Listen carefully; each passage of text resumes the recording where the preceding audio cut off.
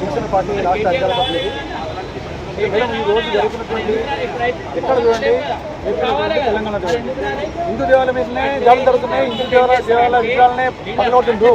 ఇది అనుకున్నటువంటి ఒక చాలా పెద్ద పుట్టు జరుగుతుంది. హిందూ దేవాలయం ఎప్పుడైతే పుట్టు జరుగుతుందో వాళ్ళకి తగినటువంటి బుద్ధి చెప్పినప్పుడే వేరే వాళ్ళు కూడా చేయడానికి రారు.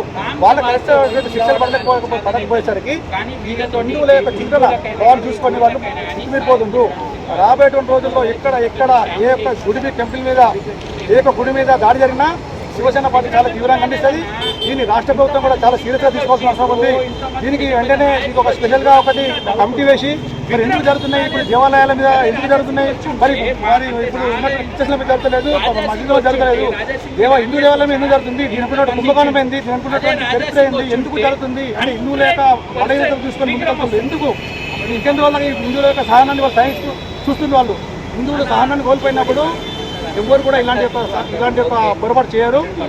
దీనికోసం ఖచ్చితంగా రాష్ట్ర ప్రభుత్వాన్ని డిమాండ్ చేస్తున్నాం. ఒక స్పెషల్ కమిటీ వేసి దీనికి ఒక ఖచ్చితంగా ప్రత్యేకమైనటువంటి కమిటీని వేసి హిందూ దేవాలయం మీద జరుగుతున్నటువంటి దాడుల వెంట జరుగుతున్నటువంటి కుట్ర ఎవరున్నారు, ఎంత ఎవరున్నారు, ఎవరు పెద్ద వాస్తవం ఉంది, ఇవన్నీ తెలుసుకోవాల్సిన అవసరం ఉంది. లేకపోతే మాత్రం శివసేన పార్టీ ఈ విషయాన్ని ప్రత్యేకంగా తీసుకొని రాబోయే రోజుల్లో మేమే దానికి ఏం చేయాలో దానికి బుద్ధి చెప్పేటువంటి పార్టీ శివసేన పార్టీ హిందువుల పక్షాన, హిందుత్వ పక్షాన ఎక్కడైనా లేవట్లేదు, ఎవరి పక్షాన పోరాటం చేస్తుంది. ప్రాణాలు తగ్గించినా సరే హిందువుల పక్షాన పోరాటం పార్టీ శివసేన పార్టీ అని చెప్తున్నాం.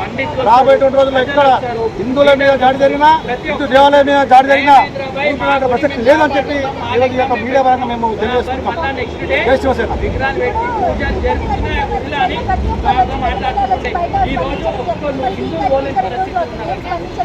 అవునండి, మన దాంట్లో ఇప్పుడు వాళ్ళ దాంట్లో ఒక కమిటీ ఉంటుంది.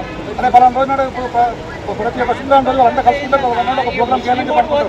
కానీ మన హిందువులలో ఐక్యమత లేదు, ఐక్యమత రావాల్సిన అవసరం ఉంది. రాబోయేటువంటి తరాలకు మనం మేలుకొల్పాల్సిన అవసరం ఉంది. ఇదే రకంగా మనము నిద్రావస్థలో ఉంటే రాబోయేటువంటి రోజుల్లో హిందుత్వం అనేది మసకబారిపోతుంది. ఆ మసకబారిపోవద్దు, దాన్ని అందరూ కూడా ఒక ఉత్సాహపరచవలసినటువంటి అవసరం ఉంది హిందువులను.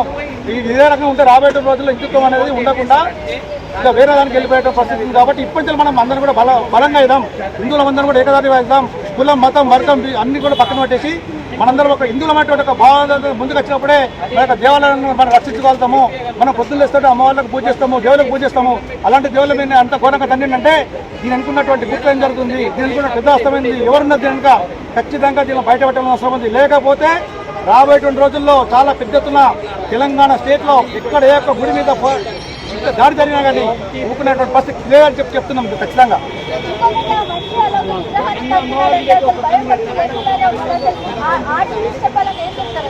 ఇప్పుడు కొన్ని వాళ్ళు ఏమంటారు, వాడికి మసీదు లేదంటుండ్రు.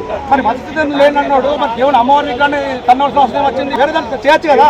మరి మన హిందూ అమ్మవారిని పోయి అంత 3 సార్లు తన్నిందంటే మా కళ్ళల్లా మొత్తం తలగొట్టి కింద వస్తున్నాను. ఇంత దాన్ని వ్యవస్థ అంటే ఎక్కడ ఇప్పుడు ఇంత ఈ సెంటర్ అంటే ఇది సికింద్రాబాద్ తెలంగాణ నడవద్దు. ఇలాంటి నడవద్దు ఒక దేవాలయాన్ని రక్షించుకోకపోతే ఇళ్ళలో దేవాలయాన్ని లోటు రక్షిస్తారు. దీని గురించి ఖచ్చితంగా ఇప్పుడు ఈ రోజు నేను రాష్ట్ర ప్రభుత్వం డిమాండ్ చేస్తున్నా. అన్ని దేవాలయాల కాడ ఒక ప్రత్యేకమైనటువంటి ఒక సీసీ కెమెరాలు ఒక ఖచ్చితంగా ఒక సెక్యూరిటీ ఉండే రకంగా చేసుకుంటే మన యొక్క దేవాలయం మనం గుర్తించుకోగలుగుతాము, మన దేవాలయం మనం కాపాడుకోగలుగుతాము. లేకపోతే దేవాలయాలను మనమే దూరం చేసుకునేటువంటి పరిస్థితి వస్తుంది. ఖచ్చితంగా